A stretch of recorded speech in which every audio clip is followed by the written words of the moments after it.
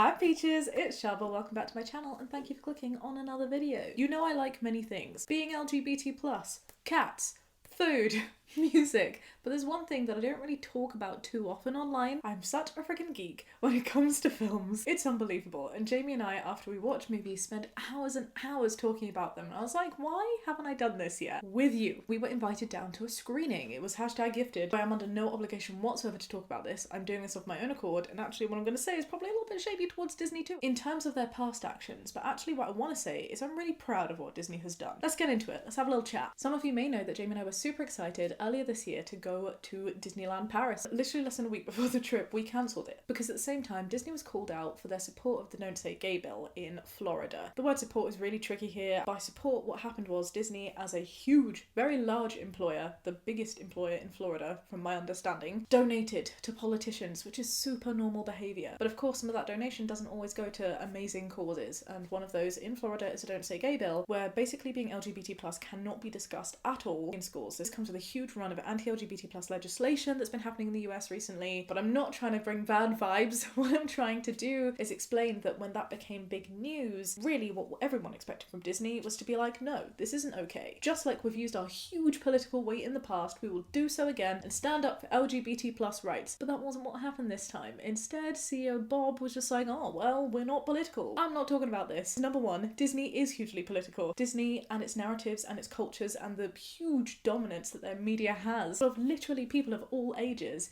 has shaped how culture and society is formed and treated. It's a beautiful, powerful company and one that has stood up for LGBT+ rights in so many different ways in the past, which is why I guess it was such a shock that they didn't on this occasion. There were lots of protests, a lot of internal staff has been talking about this, and I believe progress is being made, but I'm not gonna lie, as a result we were very dubious to go to a Disney event. But when I saw Fire Island, saw what it was about, and saw that actually it's an Eastern Asian LGBT+ movie, I thought, I want to see what this is about. And I'm so glad that I did.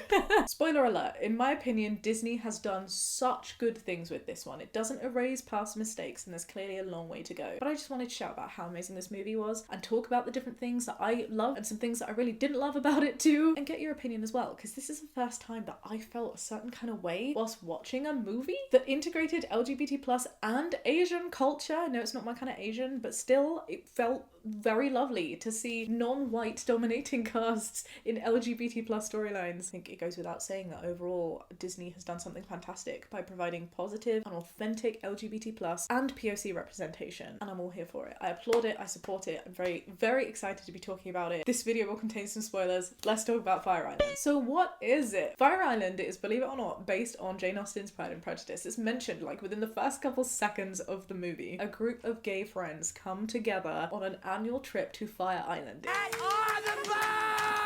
It is an actual event that takes place. It's a huge LGBT+ party, and this particular friendship group has two main actors, Noah and Howie. The actor Noah also part wrote and produced the movie. Props to you, Joel Kim Booster. The group of friends refer to Fire Island as Gay Disneyland, and it very much is that non-family friendly, X-rated Disneyland, sure. There are underwear parties, there are dark rooms, there is so much freaky deaky going on. They initially go out to find sex / love, and guess what? They find it from unexpected places. Ah. There's a little bit of conflict as Noah finds out that he's fighting for Howie. Cue the big realization, cue the big makeup, everything is right with the world again. Fire Island was received really well on Rotten Tomatoes, scoring a juicy 94%. That's a very ripe tomato. I don't know why I just said tomato. I've never said that before in my life. And I can totally see why, because there's really, really good goods. Let's talk about some of those goods. The first good that I felt throughout that honestly made me well up was this concept of no fat, no femme, no Asians. This was a line used in the movie. It's clearly very reflected in the realities of gay, in particular, culture, and more specifically still gay men culture, and every single one of these groups were represented, and it just made me so happy. It felt so nice of the main friendship group of 5 people headed up by like the exiled lesbian mum of the group. My point was there was a real balance on the use of stereotypes. In some ways I was watching the movie going, oh my goodness, there are so many stereotypes which would normally really bug me in a movie. Why is it not bugging me now? And I think it's because the stereotypes weren't just used to inflict humour, but were genuine reflections of what I've seen among the community that I am in, and were cute and endearing and embraced, not just sensationalized. Do you know what I mean? Particularly the 2 duo characters, Luke and Keegan, I think it was. Bro, we can't go over there. They should have been so annoying, but I actually found them quite endearing. But in other ways, the movie did not rely on a lot of stereotypes, which I also very much appreciated. Do you know what I mean? There wasn't just a gay, white, cis male heading up as the main star of the movie. There wasn't just one Eastern Asian man doing it. There were two Eastern Asian gay people. What is that? That's incredible. And what I really loved about that, and didn't expect, honestly, was how powerful it made me feel to see POC LGBT plus representation. I realise that's a lot of acronyms right there. And I can tell you, straight up, I am not an Eastern Asian gay man, but I am a person of colour who is also LGBT plus. I had a lump in my throat many times during the movie because these tiny little one-liners, even the ones meant for comedy, right, that were just highlighting what people of colour face by white communities. Jackie Chan, hey, you got a refill here, bud? And specifically within the LGBT plus community, to have those two groups come together and feel someone battle all of those things, I felt seen, which is so weird. I actually really struggled to assimilate into brown culture because a lot of brown culture doesn't like my LGBT plus identity. And then within LGBT plus groups, there are no people of colour. So I feel like a bit like Hannah Montana, but in a bad way on this occasion. Trying to blend these two parts of me that are so important that I'm trying to embrace, but that don't necessarily go well together because there's often a lot of hostility between the groups. This movie saw that and it spoke out to the people in this little part of the tiny Venn diagram. Don't worry, I'm not giving up. Netflix, Disney, Universal, whoever it is, you wonderful people that make all the wonderful shows, I'm still waiting to see my brown girl bisexual representation. I'm here. Hit me up if you need anyone. But I feel a serious love towards this movie because of the way it shed light on this very underrepresented, multifaceted, nuanced group of community. It's not that small. There's definitely a demographic for it. It's just not something that I've ever seen, let alone seen in such a positive light. So, yay! I guess this does lead on to a little bad point though about the movie. There is good diversity, particularly in relation to body positivity too. One person in the friendship group called Matt. I don't think I want to be implicated in this. He is black, large, and intellectual. Something we don't see often, particularly within gay communities, represented in movies. I've researched this to no end. Studies show an overwhelming negative black portrayal. They're often deviants, they're often skinny, they're often not educated. This was totally different. Max ticks a lot of unseen boxes. Whilst he is there though, could I be really nitpicky and say that even though he is such an incredible representation of things we don't see, it was very obvious that he had significantly less airtime than the non-black characters, which is also a very common thing that we see in traditional media and is something that absolutely needs to be rectified. Yes, I could say that, but does that feel unnecessary compared to just how progressive this movie is on all other fronts, especially when considering that the black representation that they do have is a beautiful, body positive, intellectual black man? I feel like I can't complain because overall the racial representation is such a highlight of this movie. Another huge pro about this movie is Margaret Cho. Oh my god, my baby's drowning! She plays such an amazing character. There's one specific line about a doctor. She doesn't even say a word. She makes a sound, and it's the most glorious sound I think I've ever seen in cinematic history.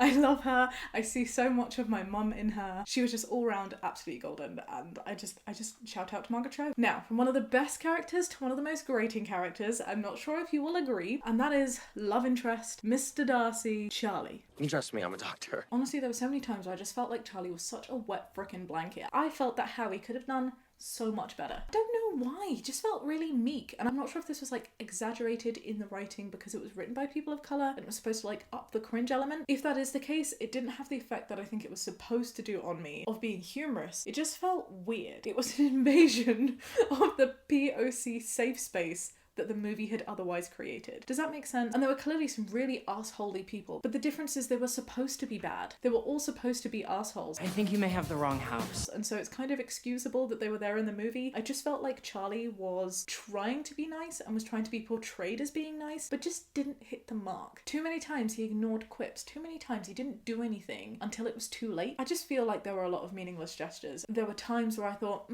Charlie's treating these lower class people of colour as if they're some kind of like entertainment, jesters, science experiments. You know, it didn't feel very equal and respected. Put him down as being a bit of a lemon. Really? A hot lemon. A hot lemon, but a lemon nonetheless. Not a Charlie fan. Will, however, that was nice to watch. It was incredibly predictable, but that character development was cute to see. And that led me to another positive of this movie that you don't often see, particularly with Asian representation. This was hot Asian rep. Cannot remember the name of the movie. About this hot lady and this like catfishing Asian guy. Actually, the more I think about it, it was a really cringy Hallmark type movie. But the representation was there. Even though the representation was there, the Asian people are always played by geeky, slightly unattractive, you know, not outgoing people. But oh my goodness, the level of hot people in this movie were insane. Will and Noah specifically were like chiseled, no pun intended, into these boxes that were specifically trying to show that they were hot. And they had really complex storylines. It wasn't just this one-sided note of, I have a body, I go to the gym. They were really well-developed, rounded people. A couple other really positive things that I wanted to point out was the soundtrack. For those of you who have not watched Fire Island and don't even think that you will, that's okay. Just do me one favor and just Spotify the soundtrack. There is also one very, very good musical number that I may have played on repeat many